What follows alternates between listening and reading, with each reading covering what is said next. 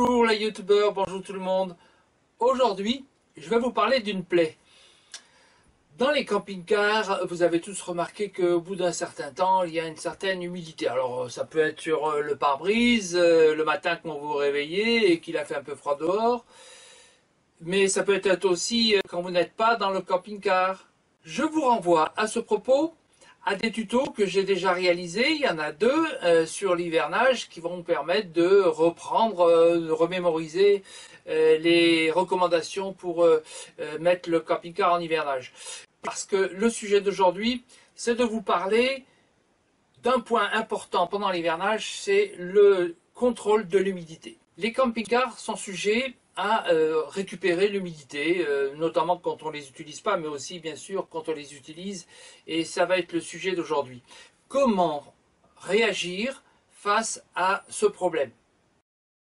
Il faudra commencer par rappeler que pour éviter que l'eau rentre dans le camping-car, il faut l'isoler, fermer toutes les ouvertures et empêcher l'humidité de pénétrer. Si vous ne l'avez pas encore fait, avez-vous pensé à contrôler l'étanchéité? Il est indispensable pour la garantie, mais il est surtout indispensable pour votre sécurité et pour vérifier la pénétration éventuellement d'humidité. Avec un humidimètre, c'est facile. Il faut penser à laisser l'air circuler. Le lanterneau légèrement ouvert, la circulation de l'air permet d'évacuer l'humidité. Vos oreillers, vos coussins, vos matelas doivent être aussi aérés pour laisser l'air circuler tout autour.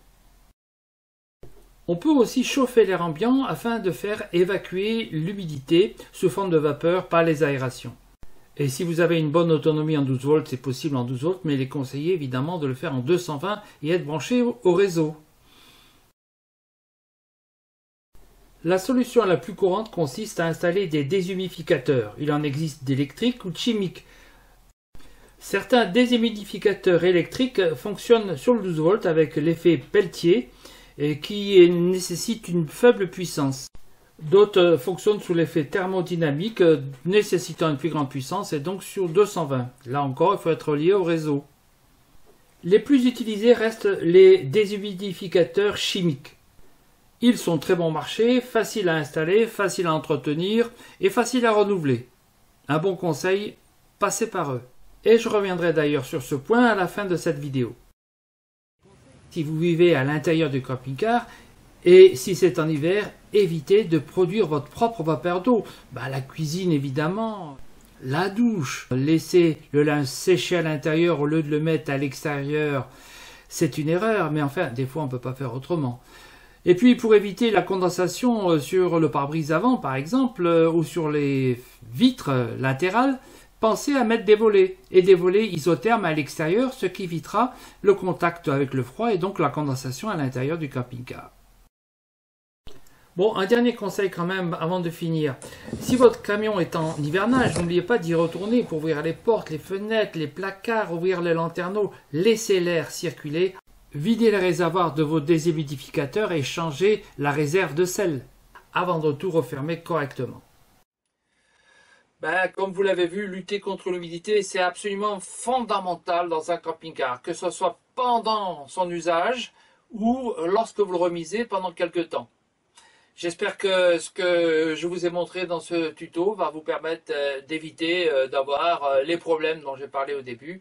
Eh bien, je vous donne rendez-vous au prochain tuto et celui dont je vais parler maintenant.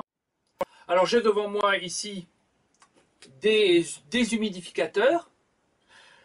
Je vais les utiliser aujourd'hui lorsque je vais mettre mon camping-car en hivernage, mais je vais vous parler aussi de la façon de fabriquer soi-même son déshumidificateur afin d'éviter d'utiliser par exemple ces recharges que l'on a et qui sont d'ailleurs chimiquement intéressantes pour récupérer l'humidité, mais on peut utiliser aussi des choses beaucoup plus simples et moins polluantes, quoique ça sera toujours un peu polluant quand même.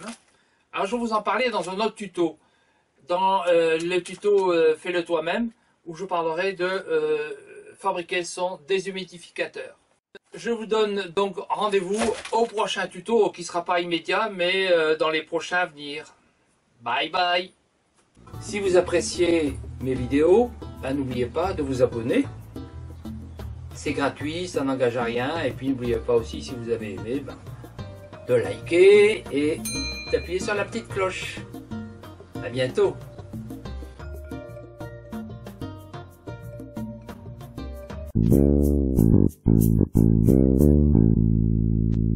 Thank you.